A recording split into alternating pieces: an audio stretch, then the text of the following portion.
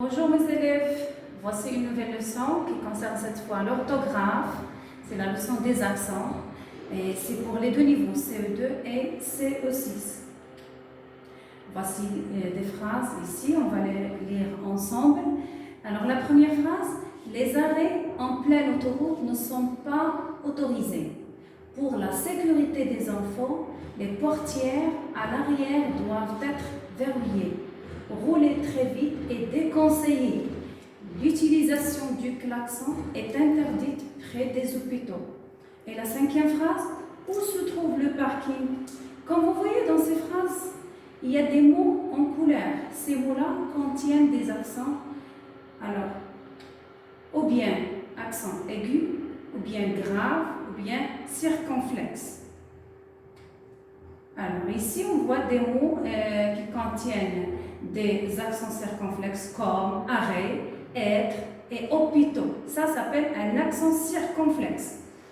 Concernant la deuxième liste, on a des mots qui contiennent un accent aigu comme autorisé, sécurité et déconseillé. Ça, c'est un accent aigu. Et pour la troisième liste, on a des mots qui contiennent un accent grave, très, près, ou.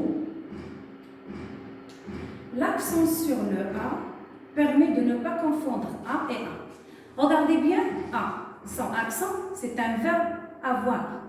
Le verbe avoir conjugué au présent avec la troisième personne du singulier. On dit j'ai, tu as, il a. Il a. Ça, c'est le verbe avoir, sans accent. Mais A avec l'accent, c'est une préposition.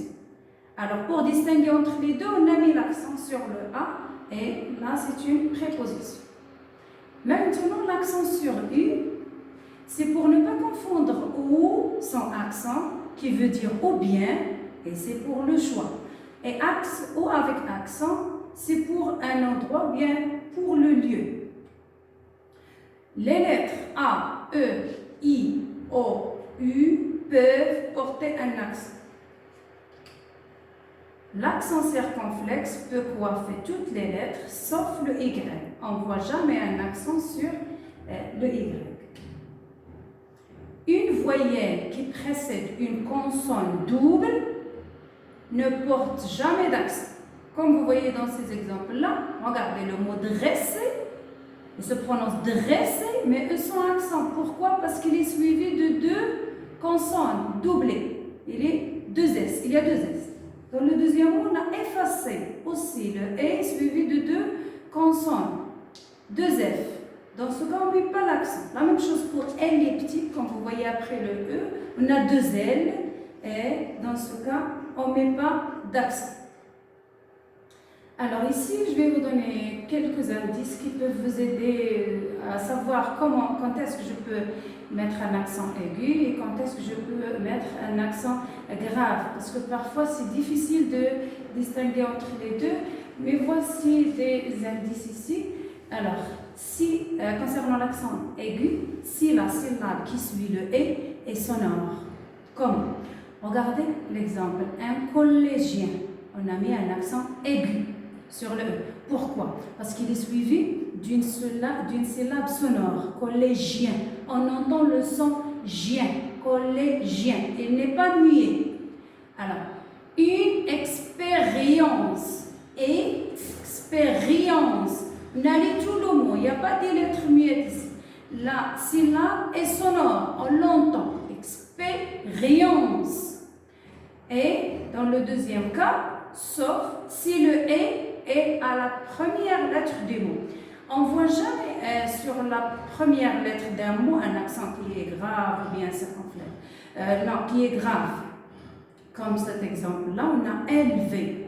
Le E, ici, est placé dans la première lettre du mot. Élevé. Élan. Alors, si le E est la première lettre du mot, elle doit avoir toujours un accent aigu. Et dans le troisième cas, si le « et » est la dernière lettre du mot, comme la santé, manger, toujours ici un accent aigu. Et sur les préfixes, comme mais, des près, par exemple mécontent, accent aigu. Défaire, par exemple, accent aigu. Est-ce que c'est clair sur les préfixes? Concernant l'accent grave, quand le « et » précède une syllabe finale avec un nœud muet, comme fière, rivière, père. Regardez, ces mots-là contiennent un accent grave. Pourquoi? Parce que regardez, après le « et », on a quoi? On a « r ». Fière, on ne dit pas fière, on ne prononce pas le E, il est muet. Fière, rivière et père. Alors, quand le « et » précède une syllabe finale avec un nœud muet, comme fière, rivière et père, là on met un accent grave.